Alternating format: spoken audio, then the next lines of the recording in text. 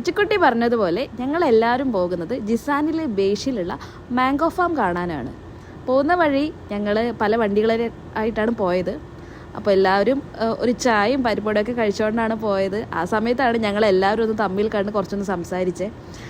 അങ്ങനെ പിള്ളേരെ കളിയൊക്കെ കണ്ട് ഞങ്ങളെല്ലാവരും കൂടി അസറിന് ശേഷം എത്താനാണ് അവിടുത്തെ ഓർഡർ പറഞ്ഞത്. പക്ഷെ ഞങ്ങൾ എത്തിയപ്പോൾ ഒരു 5:30 ആയി.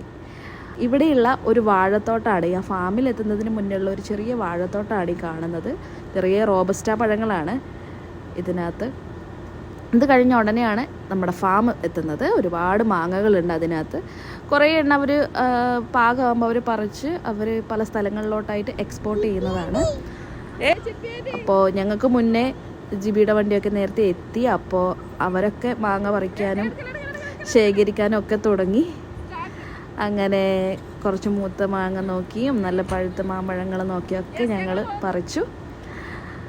പിന്നെ ഞങ്ങൾ ഇവരുടെ തന്നെ വെയർ ഹൗസിലോട്ട് പോവാണ്. അവിടെ കുറച്ചുകൂടി നല്ല മാങ്ങകളും ഇന്ത്യൻ വെറൈറ്റീസൊക്കെ നമുക്ക് കാണിച്ചു തരാമെന്നൊക്കെ പറഞ്ഞു. അങ്ങനെ ഞങ്ങൾ അങ്ങോട്ട് പോയി. പക്ഷെ അങ്ങോട്ട് എത്തിയപ്പോഴേക്കും ഒന്ന് ഇരുട്ടി. അപ്പോൾ ഞങ്ങൾക്ക് അവിടുത്തെ വെയർ ഹൗസിൽ നിന്ന് പർച്ചേസ് ചെയ്യാൻ മാത്രമേ പറ്റിയുള്ളൂ, അവിടത്തേക്ക് ഇറങ്ങിച്ചെല്ലാൻ പറ്റിയില്ല. അങ്ങനെ ഞങ്ങളെല്ലാവരും അവിടെ നിന്ന് ഒരുപാട് മാങ്ങയൊക്കെ മേടിച്ച് തിരിച്ച് ഞങ്ങളുടെ വീട്ടിലോട്ട് പോയി. ബായ്.